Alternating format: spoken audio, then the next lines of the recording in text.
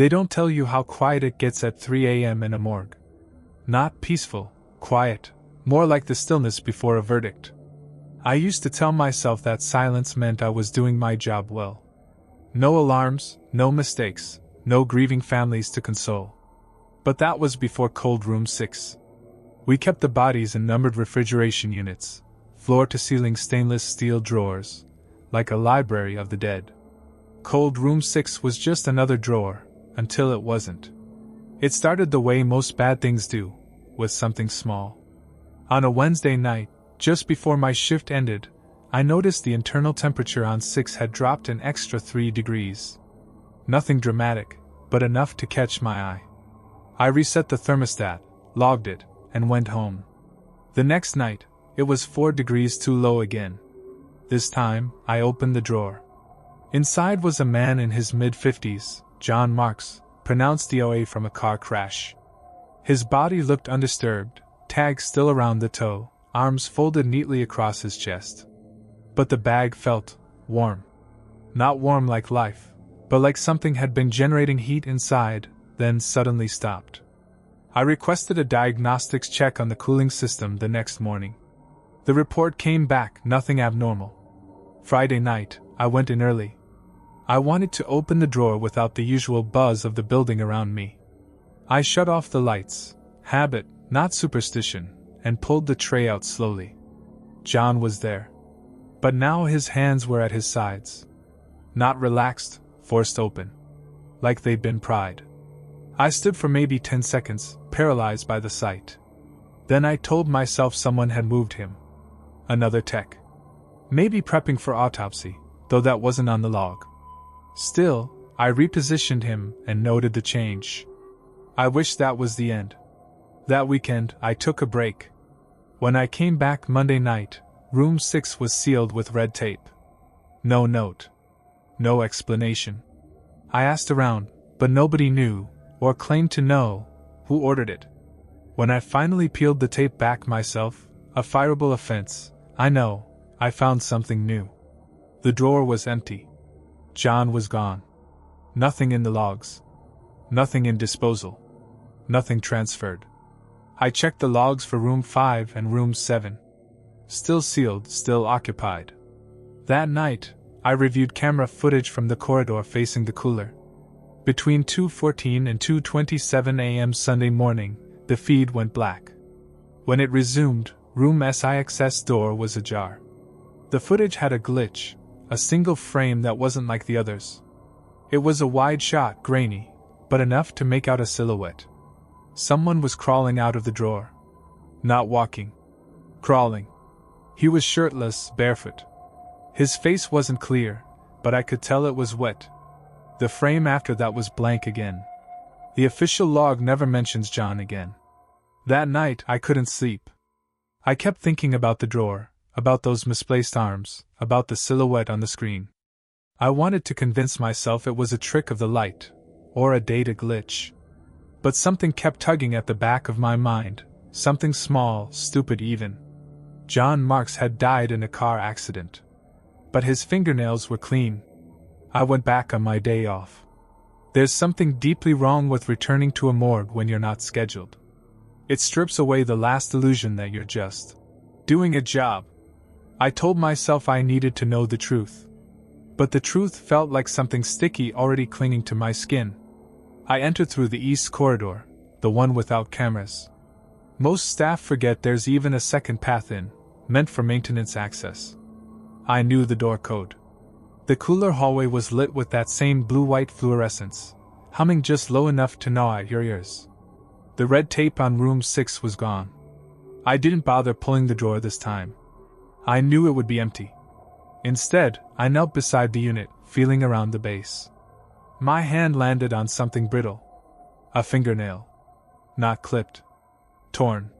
There were more, 3 of them, all embedded in the rubber seam under the drawer. Like someone had been clawing, either on their way in or out. The surveillance server was 2 floors up, in the admin wing. I knew the code there too. I replayed the footage again. Same black gap. Same corrupted frame with the crawling figure.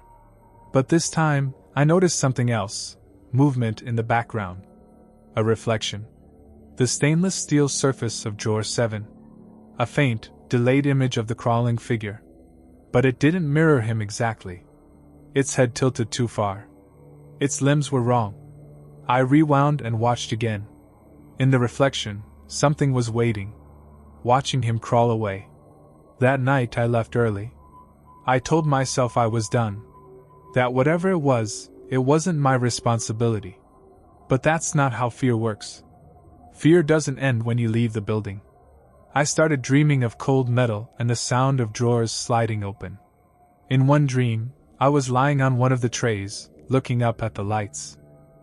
I couldn't move, but I could feel the presence of another body slowly crawling into the drawer beside mine. It was whispering in a voice that sounded like my own. I stopped sleeping after that. 2 weeks later, I found a new job. Filed my resignation. But the night before my final shift, I had to say goodbye the only way that felt honest. I went to room 6 again. This time, I opened the drawer. And there was something inside. It wasn't John. It was a child-sized figure, wrapped in a morgue sheet, knees drawn up. Its back was to me. The fabric was wet. Not damp, soaked. I reached forward, pulled the sheet down slowly. There was no face. Just a mouth. Not where it should have been. It stretched from ear to ear, filled with blackened gums and fragments of what looked like bone. The skin was wrong, gray-green like it had been pickled. I didn't scream. I couldn't. My throat locked. The thing turned its head, impossibly slow, and smiled with that long, rotted mouth. Then it crawled backward into the drawer, dragging itself into the cold. I slammed the door shut. I walked out. I didn't finish my shift. And every night since, just before I fall asleep, I hear the metal creak of a sliding drawer. Not opening. Closing. As if something has come home. My first night at the county morgue, the supervisor made a joke. If anyone talks to you from the slab, just be polite and ask them to fill out a complaint form. It didn't land. I think he could tell I wasn't the type to laugh.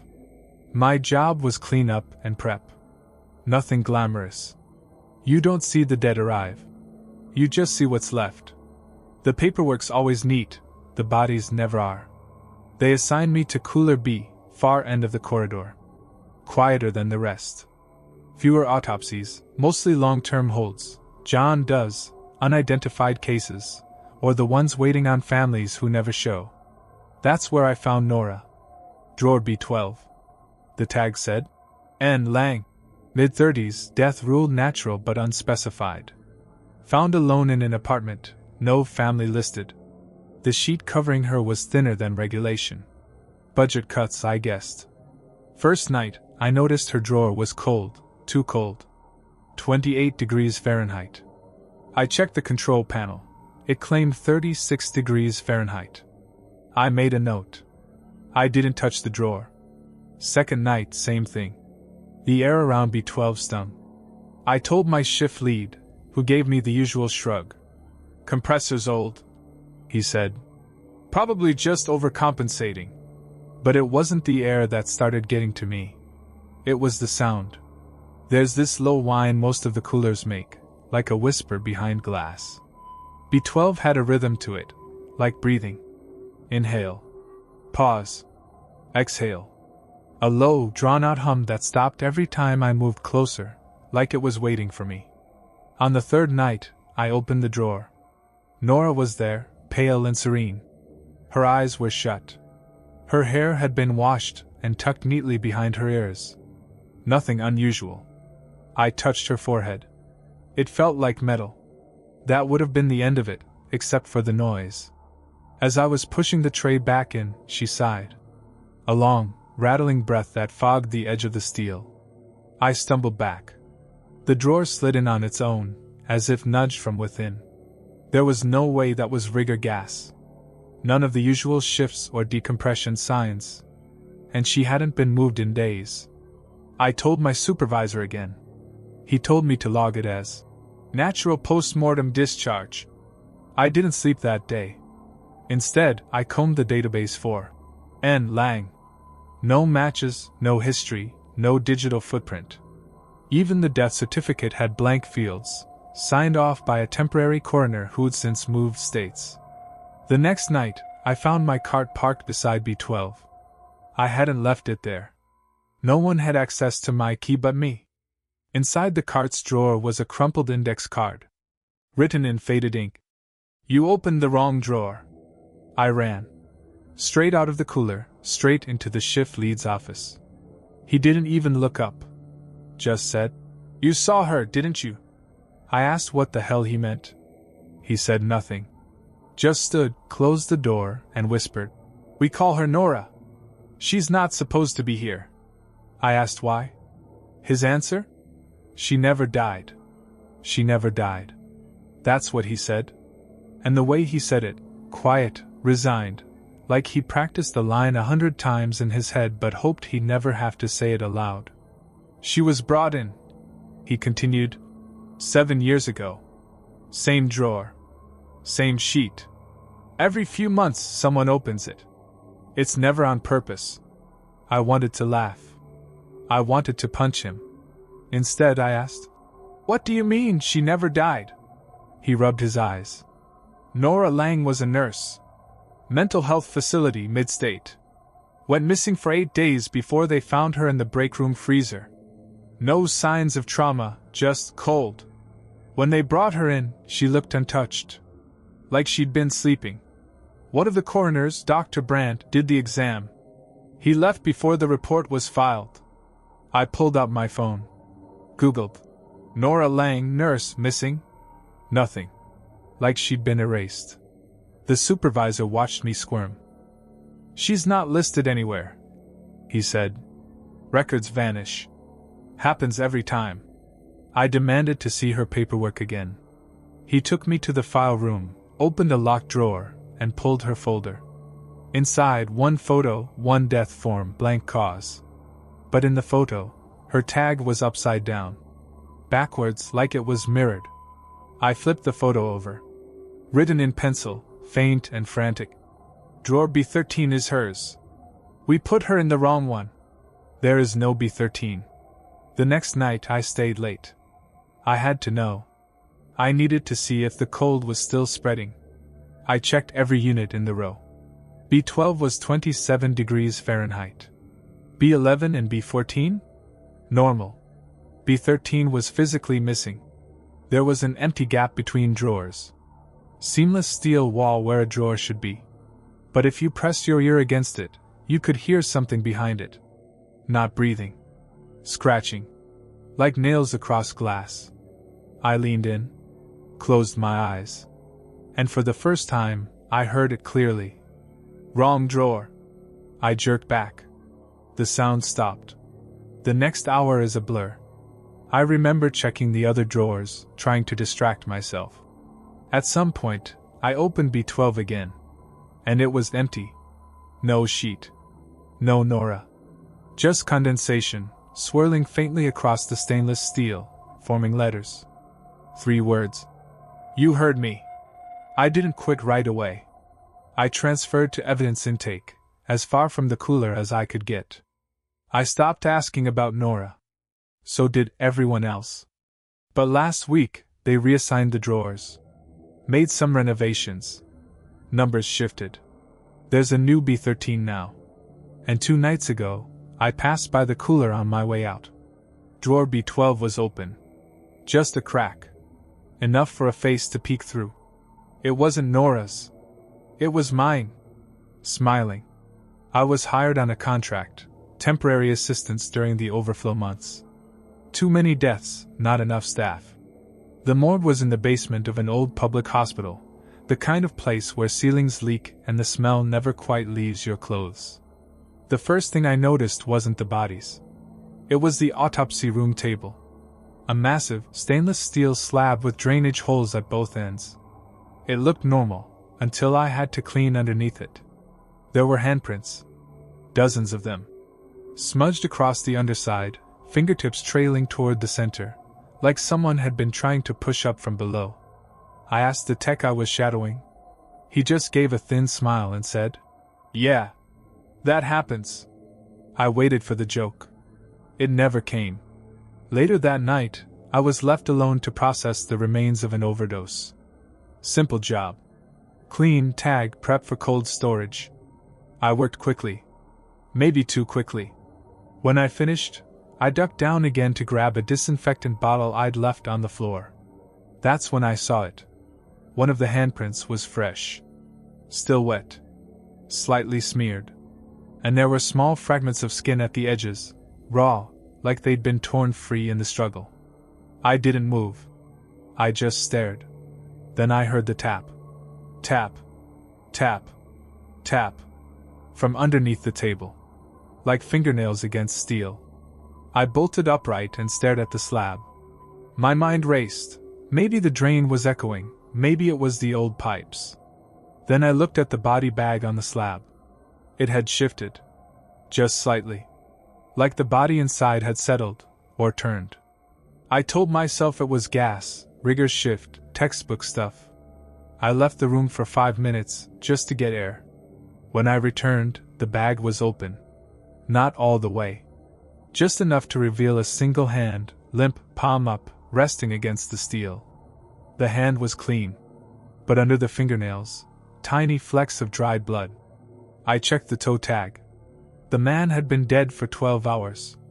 His chart said cardiac arrest, followed by overdose. No sign of trauma. But something about that hand told a different story. When I zipped the bag again, I hesitated. I bent down one more time, under the table. Now there were 2 new prints. Smaller. Closer together. I didn't report it. Some part of me knew I wouldn't be believed. That night, I stayed late again. I brought a mirror, angled it under the table, and watched. Nothing for an hour. Then movement. Not from the slab. From the mirror. The handprints began to shift. They slid upwards. Like something crawling its way out from below. The mirror cracked. A hairline fracture, right across the glass. I turned off the lights. Sat in the dark. And I listened. The table was breathing. The breathing was slow. Measured.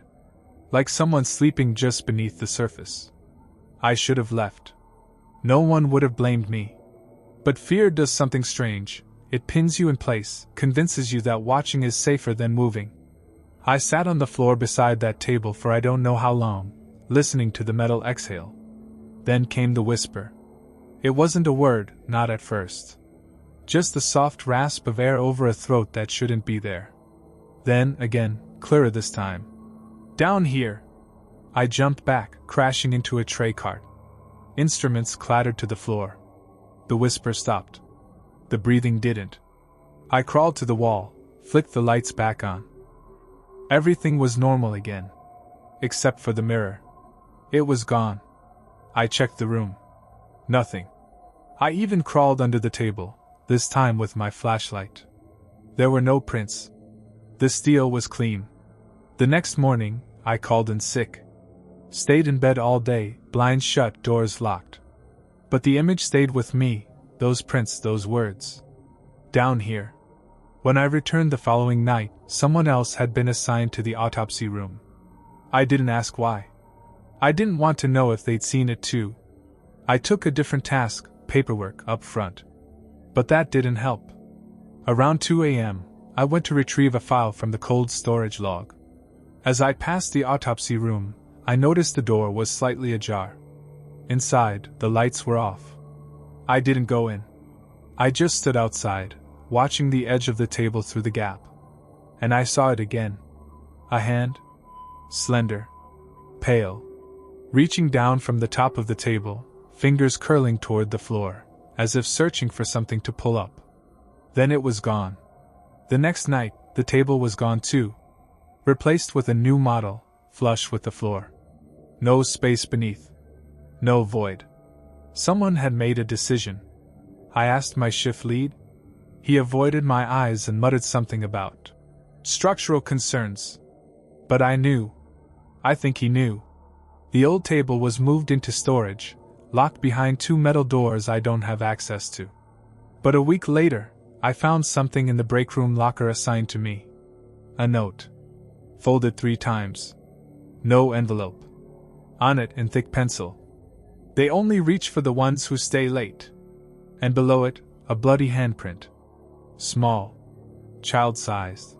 The incineration chamber is tucked in the morgue's far west wing, behind a set of locked double doors labeled authorized personnel only. Most people never go back there. That was part of its purpose, to quietly erase the final, unwanted remains.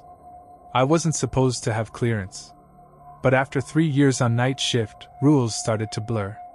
My supervisor, Donna, trusted me. She handed me the logbook and key one night and said, 2 unclaimed from holding. Mark them off and start the run.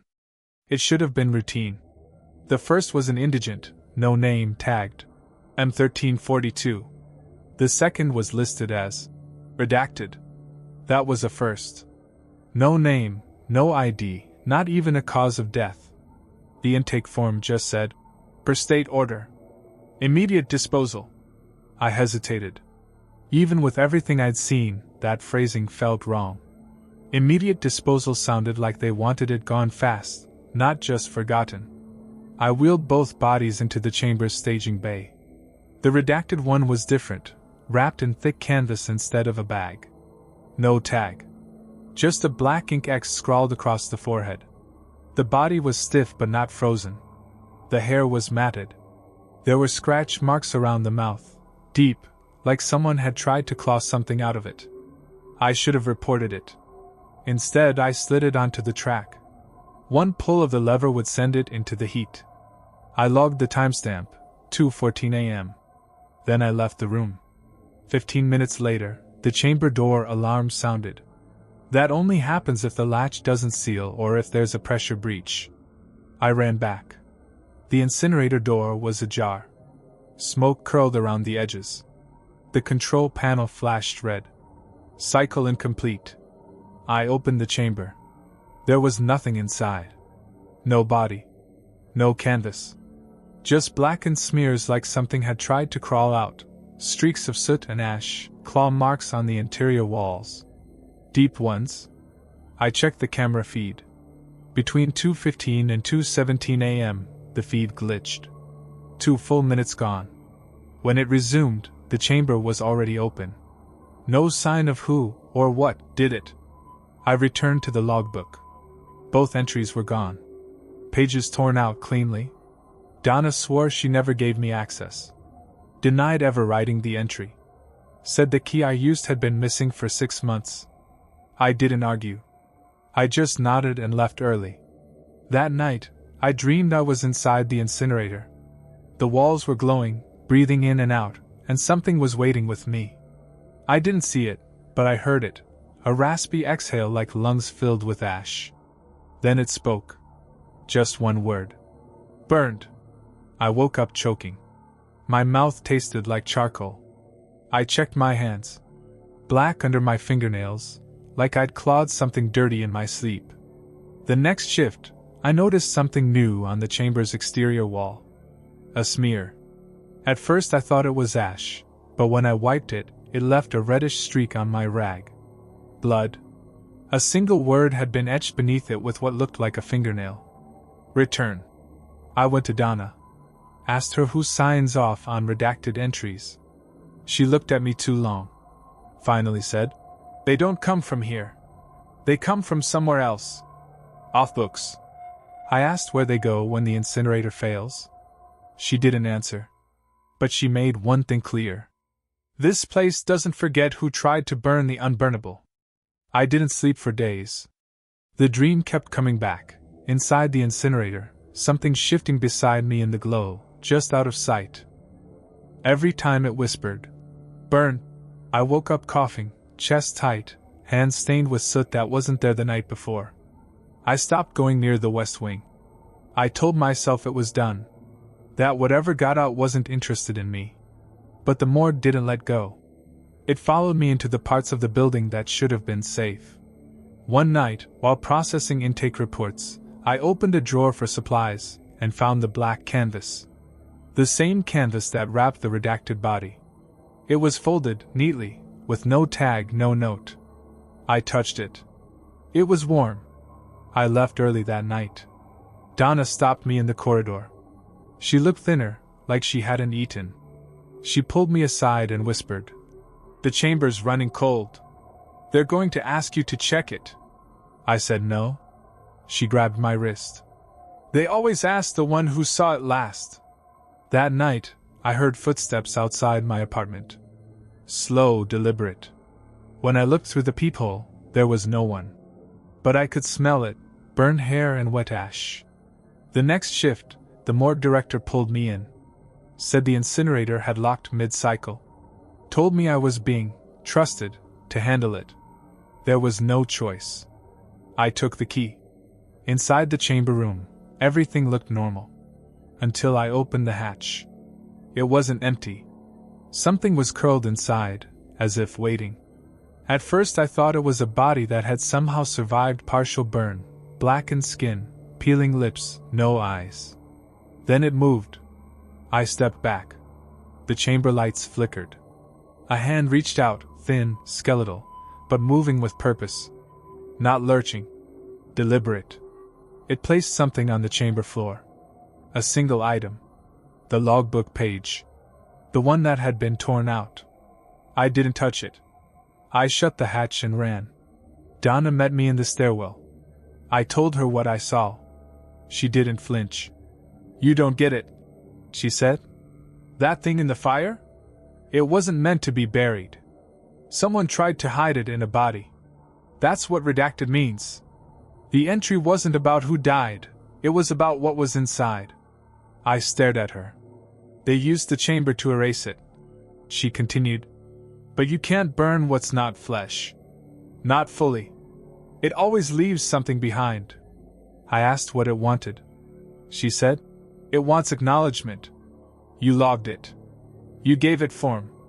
That night I didn't go home. I took the logbook, page still warm, and returned to the chamber. I burned it again. I watched it turn to ash. I thought it was over. But 3 nights later, I returned to find the chamber door ajar again. Inside, nothing. On the wall beside it, a new word etched into the metal. Twice. I keep having the dream, only now the whisper's different. It says my name. It says the third burn is the last. And I know I'll be the one inside this time. The morgue shared a basement with the old psychiatric ward. That fact alone should have been a red flag. Nobody used the ward anymore, officially. It had been sealed off years ago after budget cuts, left to rot beneath the rest of the hospital. But the 2 wings shared one long corridor. When you walked it alone at night, your footsteps echoed too much. They sounded doubled. As if someone else was walking just slightly out of sync behind you. I first noticed the issue when checking in a body listed as a John Doe. Male, mid-60s, no ID, found unresponsive in a supply closet upstairs. No injuries, no sign of foul play. His face was drawn, almost sunken. Like he'd been starving, but the death was too recent for that kind of decay. The intake sheet said, "Psych patient." That confused me. The ward had been closed for 7 years. When I brought it up to Donna, she didn't respond at first. Just stared at the page. Then she said, "You sure that's the right date?" It was. Checked and double-checked. He died that morning. The issue? The last documented patient in that ward died in 1996. We wheeled him into cold room 3. Drawer 18. I did the standard processing. But as I pulled the drawer closed, I felt resistance, like someone was holding the tray from inside. When it finally slid in, I caught a glimpse of his hand. Fingers curled slightly. I chalked it up to rigor settling. Logged the time. 1:03 a.m. At 2:12 a.m., the alarm sounded. Drawer 18 was open. Wide open. The room was empty. We reviewed the security feed. The video cut out between 2:07 and 2:11. When it resumed, the drawer was ajar and the body gone. No motion detected. No exit logs. We scoured the facility. Nothing. The logbook page for drawer 18 was missing. Donna told me to go home. "Leave it. Let it rest," she said. But I couldn't. That night I couldn't sleep. Not because of the body, but because of what I found later in the shift. In the bottom of my locker was a patient wristband. Faded plastic yellowed with time. The name read, Victor Eames, Ward 3B. Check-in, February 3, 1996. Checkout. No date. No discharge. I looked again at the intake sheet. There was no name. But under previous residence, someone had scribbled 3B closet. I returned the next night, after hours. Brought a flashlight. Slipped through the connecting corridor into the psych wing. The walls were buckled. Ceiling panels hung loose. Doors rusted in place. The smell was thick, dust, copper, rot. I found Ward 3B. The nameplate was still on the door. Inside, only one closet. Small, metal-lined. The kind they use for observation isolation. I opened it. The smell hit me instantly. And carved into the metal back wall was something sharp. Still here. I turned to leave, and saw a shape down the hall. A man. Barefoot, hospital gown shredded, skin gray, eyes sunken. Just standing. Watching. It was the John Doe. Victor. He didn't move. Didn't speak. I backed away. Didn't turn my back. When I finally reached the morgue entrance again, the door slammed shut behind me. Hard enough to rattle the ceiling tiles. I checked the cooler. Drawer 18? Closed again. Inside, the body was back. Hands folded. Eyes open. And in his mouth, tucked beneath the tongue, was his missing logbook page. Written across the top. I was never discharged. I left the morgue that night and walked until sunrise. The image of his eyes, wide, unblinking, not dead, wouldn't leave me. I told myself it had to be some kind of psychotic break, sleep deprivation, mass suggestion. But then I remembered the logbook page in his mouth. I was never discharged. I didn't tell Donna. I didn't tell anyone. I just showed up the next night like nothing happened. But something had changed. Drawer 18 was locked. Not latched, welded. Someone had sealed it shut with 3 heavy metal strips across the seam. There was no entry in the daily briefing. No mention of Victor. But on my clipboard was a handwritten note, no signature, just one sentence. Do not reopen. I tried to work. I really did. But every task felt like busy work now. I kept thinking about that closet in Ward 3B, about the thing pretending to be a patient, slipping between drawers and corridors. Was it Victor? Or had something else worn his name like skin? Around 3 a.m., I went back to the psych wing. It had been a mistake. The corridor felt longer than before. The walls warped slightly, like heat waves over asphalt, but it was freezing. No power, no lights. Just the dim sweep of my flashlight. Inside Ward 3B, the closet door was open again. And something had been dragged across the floor, deep, dark grooves trailing into the corner of the room. Carved into the wall beside the bed. I waited. I turned to leave. That's when I saw the wheelchair. It hadn't been there before. It was old, rusted, one wheel bent, facing the hallway. A man sat in it. I couldn't see his face. His head was bowed. But I knew it was him. Victor. I didn't run. I just said, "What do you want?" No answer. Then, slowly, he raised his head. His mouth opened. Inside, not teeth, not tongue, just paper. Dozens of pages stacked, crammed, wet with saliva, stained with blood. He began to pull them out. One by one. I turned and ran. I didn't stop until I was back in the cooler. The lights flickered, once, then steadied. Drawer 18 was open. The welds were snapped clean. Inside, a body bag. I stepped closer, heart in my throat. When I unzipped it, the bag was filled with papers. Hospital forms, intake logs, discharge slips, all marked void. At the very bottom, one sheet. A new discharge form. My name on the top. Signed by Victor Eames. I burned it. Right there in the disposal bin. Watched the edges curl. The fire alarms never triggered. No sprinklers. Just silence. When I looked back, the bag was empty. That was 2 weeks ago.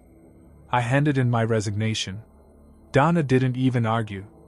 She just said, "They always find someone new." But the forms haven't stopped. Every morning, I find one under my door. Discharge slips. Signed and dated. All bearing the same words. Transfer denied. Last night, I woke up to the sound of wheels on tile. Slow. Squeaking. When I opened my bedroom door, there was a chair in the hallway. Empty. But beside it, taped to the wall in red ink, one final message. There is no discharge. Only waiting. And now, I'm tired of waiting. So if you're reading this, don't check drawer 18. Don't ask about Ward 3B. And whatever you do, don't answer when he calls your name.